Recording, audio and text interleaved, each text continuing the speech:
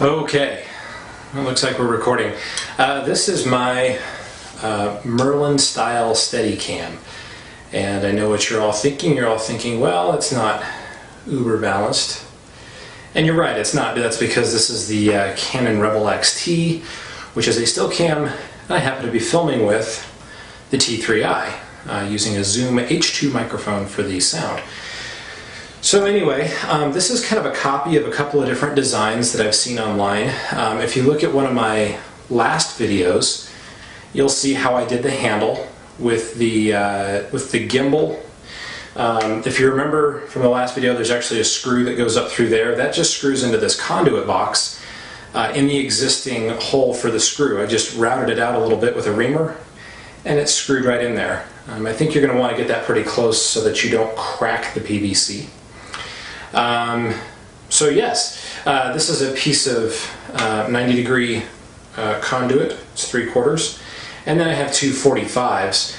What the two 45s do is they place the bottom weight here actually behind the handle. You can actually see that this is behind. So the more weight you add, it actually wants to pull this center. So it'll actually pull the nose of the camera up just a tad. So that's how that works.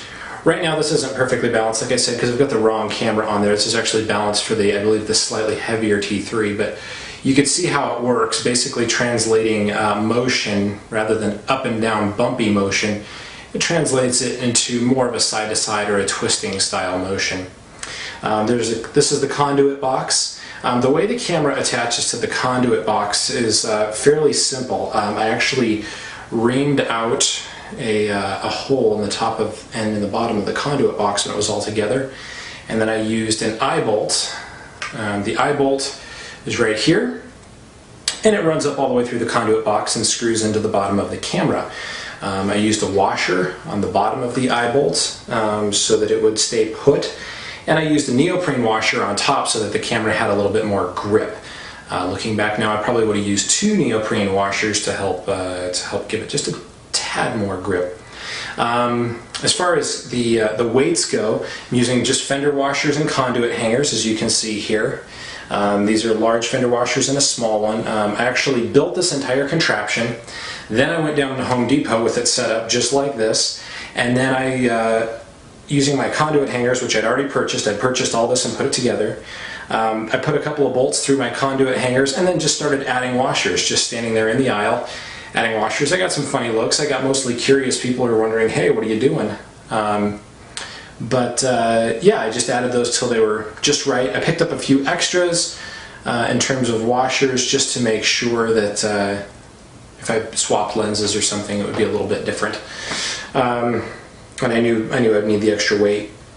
As far as a 1-second drop test, this thing is not great. Again, I've got the wrong camera on here, but it's not bad.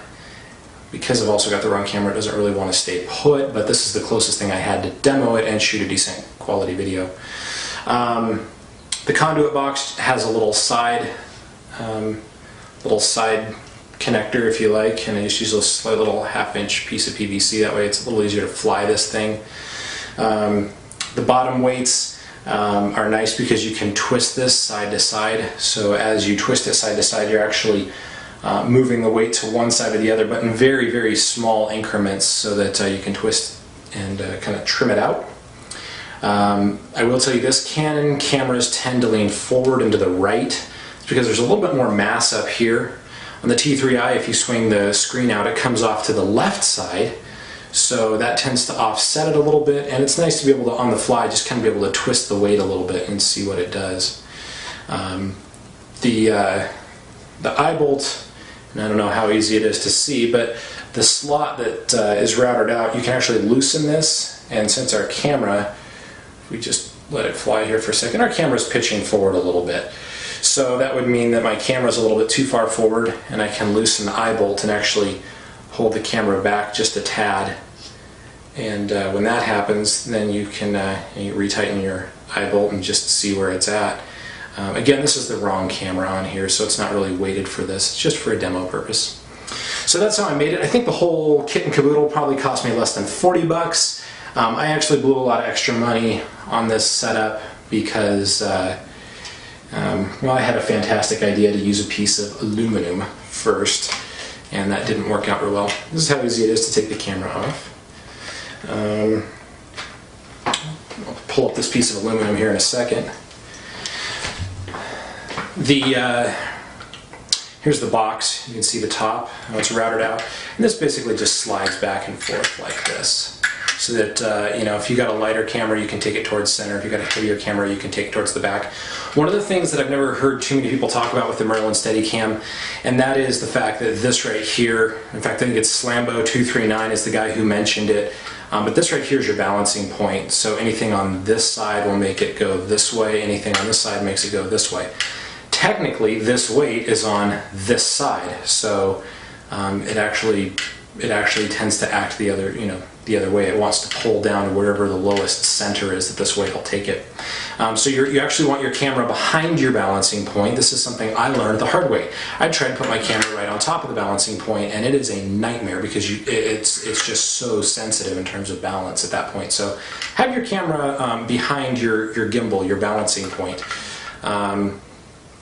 And then I think that's pretty much it. I need to glue this, I need to paint it. Like I said, I did use a piece of aluminum. This is that aluminum. One of the main problems with using aluminum is how springy it is. And on a T3i, that's a fairly heavy camera. So you can see like we carved out our slots and we, you know, drilled our holes and everything to make it adjustable. The truth of the matter is that as I walked with the camera, there was so much weight to offset the weight of a DSLR. This whole thing just kind of went doink. As I went along, it just kind of kept bouncing like a big leaf spring, which was a nightmare. It ended up in a very smoothly unstable image. So it wasn't herky-jerky like I was actually running or walking, but there was kind of an oscillation going on.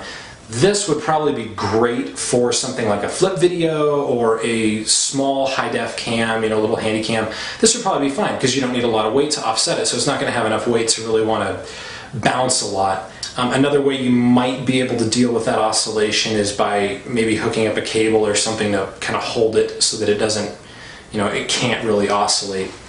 So that's pretty much the Steadicam. I used the Traxxas U-joint. I used the skate bearings inside of here. We used a couple of different pieces of PVC. Again, there's an entire video dedicated to just this gimbal. At that point, I hadn't really figured out what I wanted to do with the rest of this, but now I know. So basically you need two different conduit hangers. You need one for the center. I believe this is the number 2. This is a number 1 size conduit hanger. And then two 45s, 190. This is a conduit, just a standard conduit box. It actually fits inside the top joint of the 90. No messing around with it. It just fits in there. It is very snug. So you're going to have to, you know, give it a little point to get it in there, but it'll stay. Neoprene washer for the top to make a grip. I should have used 2. The little white disc is a piece of milk carton I cut out and just threaded on there, basically to hold this whole thing together so that my eye bolt won't come out. Works out okay. The eye bolt is, I think, 2.5 inches long. It's the second one down from the absolute longest they had, but it allows me to manually tighten that, which is good because otherwise you're, you know, if you use one of these style bolts, you'll end up having to dig out a wrench every time you want to loosen it. So camera on, tighten it. I just used a router to route out the top and bottom slots so that this guy just goes like so. And it's, you know, you can trim that out and balance it. I'm trying to think of what else. The washers for the conduit hangers. I just, if you do end up doing the way I did it and taking your whole setup in there, I put the bolt through and then I put a nut on the end so the bolt will just stay put no matter what's on there. Then I started putting the washers on. I used a smaller washer on the very end to hold these larger fender washers on because the hole through them is about, I don't know, maybe ½ an inch. So then I could just tighten it on with an additional nut. So there's a bolt, nut, washers, nut. And that's exactly how the bottom's set up too. There's some other great, fantastic videos here on YouTube about, you know, weighting and stuff like that. If your bottom's too heavy, you're going to end up like this. I forget what happens if this guy's too heavy. But the nice thing I like about the conduit hangers is that you can twist them to offset the weight oh so slightly. So from a head-on view, you can see that this weight is just very slightly off to the left. And if I give it a little bit of a twist, you know, it'll go back the other way I can bring it more out by twisting it. So it can be a very fine adjustment, which is really nice, especially when you're dealing with something like this. So I think that's all. Be sure to check out WSC Later and Slambo 239. They're really the inspiration behind this little project. I'll try to get some demo videos up, but college is pretty crazy. In the meantime, I hope this helped somebody figure it all out. Like I said, not a lot into this. Compared to the 800 bucks for the actual Merlin, this sucker's a bargain. So yeah, there's probably a better way to do this, but again, go check out the dedicated video. You can figure out how you want to do it on your own. In the meantime, you know, it's a fairly decent little handle. I'm happy with it. It took some work, but I think in the long run it was worth it, and I think in the long run I'm pretty happy with the setup I've got. So be sure to leave questions, comments, anything like that below. I'll see if I can't answer them. Again, there's some other videos on there where guys know the physics of this thing a lot better than I do. So there you have it, folks. Enjoy, and happy cameraing. Using a Zoom H2 microphone for the sound. So anyway, this is kind of a copy of a couple of different designs that I've seen online. If you look at one of my last videos, you'll see how I did the handle with the gimbal. If you remember from the last video, there's actually a screw that goes up through there. That just screws into this conduit box in the existing. Okay, it looks like we're recording. This is my Merlin style Steadicam, and I know what you're all thinking. You're all thinking, well, it's not uber balanced. And you're right, it's not. That's because this is the Canon Rebel XT, which is a still cam that I happen to be filming with the T3i. Rather than up and down bumpy motion, it translates it into more of a side-to-side or a twisting style motion. This is the conduit box. The way the camera attaches to the conduit box is fairly simple. I actually reamed out a hole in the top of and in the bottom of the conduit box when it was all together, and then I'm seeing a hole for the screw. I just routed it out a little bit with a reamer, and it's screwed right in there. I think you're going to want to get that pretty close so that you don't crack the PVC. So yes, this is a piece of 90-degree conduit. It's 3/4, and then I have two 45s.